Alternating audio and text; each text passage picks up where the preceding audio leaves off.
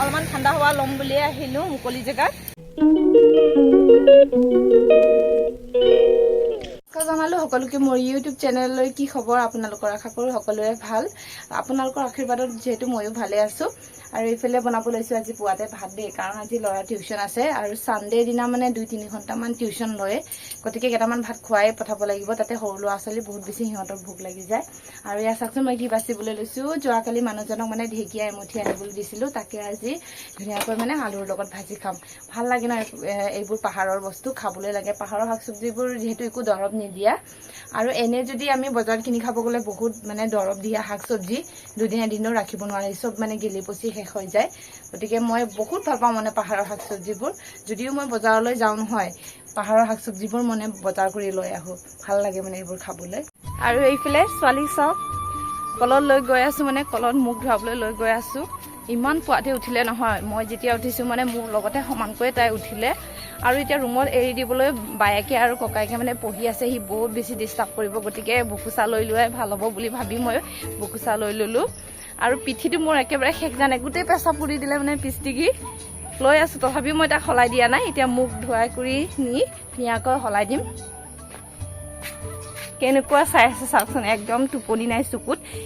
অলপমান কিবা সময় ভোক বুলি ভাবিছিলোঁ, কিন্তু একদম নুশুলে। আৰু এতিয়া ধুনীয়াকৈ কলৰ পানীৰ লগতে মুখখন ধুৱাই দিম। বহুত আইৰণ আছিলে, কিন্তু ফিল্টাৰ কৰিবলৈ যিহেতু আমাৰ ফিল্টাৰো ইমান ভাল নহয়, গতিকে মই নতুনকৈ এটা ফিল্টাৰ বনাম বুলিয়ে ভাবি আছোঁ। জেগা মানে ভাল জেগা এটা চাবলৈ লাগিব, য'ত ৰ'দ নাপায়। ৰ'দ পোৱা জেগাত যদি ফিল্টাৰ থৈ দিলে মানে ফিল্টাৰখিনি মানে একেবাৰে বেয়া হৈ যায়। গতিকে এয়া চাওক, ঢেকীয়াখিনি বাচি ধুই কৰি ল'লোঁ, এতিয়া ভাজিম।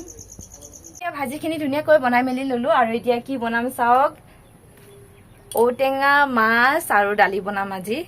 ঔটেঙা মাছ দালি বনাবলৈ মই দালিখিনি ধুনীয়াকৈ বইল কৰি ওলাই থৈ দিছোঁ। আনফালে মাছ ফ্ৰাই কৰি থৈ দিছোঁ, আৰু ইফালে ঔটেঙা সৰু সৰুকৈ কাটি ধুই কৰি থৈছোঁ। পিঁয়াজ কাটি ল'লোঁ, আদা নহৰু পিচি ল'লোঁ। তেনেহ'লে বলক এতিয়া বনাবলৈ আৰম্ভ কৰোঁ। গেছ অন কৰিলোঁ আৰু কেৰাহী পাতি দিলোঁ, তেল অকণমান দি দিলোঁ। তেলটো বহুত বেছি কমেই ব্যৱহাৰ কৰিছোঁ, কাৰণ গৰমটো যেনেকুৱা মাৰিছে নহয়। পিঁয়াজ দি দিলোঁ, পিঁয়াজ অকণমান ভাজিলোঁ, ঔটেঙাও দি দিলোঁ। ঔটেঙা আৰু পিঁয়াজে মই ধুনীয়াকৈ ভাজি লৈছোঁ, কাৰণ ঔটেঙাটো বুঢ়া মানে পটককৈ মানে সিজা নাই, অলপ সময় লৈছে সিজোতে। পিঁয়াজে আৰু ঔটেঙাই ধুনীয়াকৈ অলপমান ৰঙা পৰাকৈ ভাজি ল'লোঁ। আনফালে দি দিছোঁ মই অকণমান আদা নহৰু পেষ্ট। আদা নহৰু পেষ্ট দিলে মানে খাবলৈও ভাল হয়, লগতে গোন্ধটোও খুব ধুনীয়া হয়। আৰু মই পেকেট মছলাৰ মানে ব্যৱহাৰ কৰিছোঁ, মিট মছলা অকণমান দি দিছোঁ গোন্ধটোৰ কাৰণে। আৰু অলপমান সময় ভাজি ল'লোঁ, আৰু হালধিটো কম হ'ল, গতিকে হালধি অকণমান দি দিছোঁ। সোৱাদ অনুসৰি নিমখ দিছোঁ, আপোনালোকে যদি বেছিকৈ নিমখ খায় বেছিকৈ দিবও পাৰে। আৰু ইয়াৰ দালিটো ধুনীয়াকৈ ঢালি দিলোঁ, আৰু লাহে লাহেকৈ লৰাই দিছোঁ ঔটেঙা আৰু দালিয়ে। আৰু ধুনীয়াকৈ উতল আহি গ'ল, গতিকে মই জিৰা অকণমান পিচি থৈ দিছিলোঁ, জিৰাখিনিও দি দিছোঁ।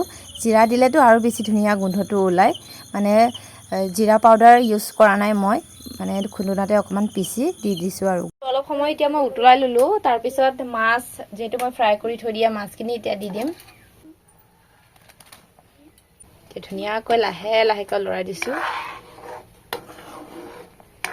টেঙা দালি মাছ, কি মজা লাগিব নহয় খাই। এয়া হৈ গ'ল মোৰ তৰকাৰী। এতিয়া মই অলপ সময় মানে ঢাকি ৰাখি দিম, তাৰপিছত আৰু মোৰ তৰকাৰীখিনি হৈ গ'ল। বৰ্তমান ভাত তৰকাৰী বনাই কৰি হৈ গ'ল। আৰু এয়া চাওকচোন কি পাত ছিগি লৈ আহিছোঁ, মানে চাটনিত দিবলৈ, হালধি চাটনিত। আৰু এয়া পাত আমি লপং পাত বুলি কওঁ, আপোনালোকে বা কি কয়। মানে এনেকুৱা মাছ বইলতো দিলেও বহুত ভাল লাগে ইয়াৰ গোন্ধটো। কিছুমানে আকৌ গোন্ধৰ কাৰণেহে খাব নোৱাৰে, মই কিন্তু গোন্ধটোৰ কাৰণেহে ভাল পাওঁ।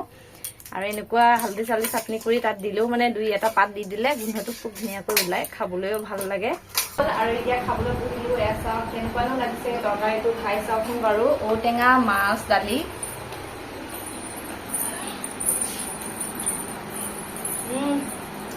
এনেকুৱা ভাল লাগিছে নহয় তৰকাৰীখিনি, বহুত সোৱাদ হৈছে। আৰু এয়া চাটনিখিনি মজা হৈছে, কিন্তু জ্বলাটো আৰু অলপ বেছি হ'ব লাগিছিলে। আবেলিকৈ ধুনীয়াকৈ ৰাস্তালৈ ওলাই আহিছোঁ, ছোৱালী আৰু এইফালে আমাৰ সৰু ছোৱালীৰ লগত ধুনীয়াকৈ মানে ঠাণ্ডা হাৱা ল'ম বুলি। ইমান গৰম নহয়, কিমান থাকিম আৰু ভিতৰত সোমাই। অলপমান ওলাই আহিছোঁ দেই, ইয়াতে অলপমান বহি লৈছোঁ একদম ৰাস্তাৰ ওচৰত।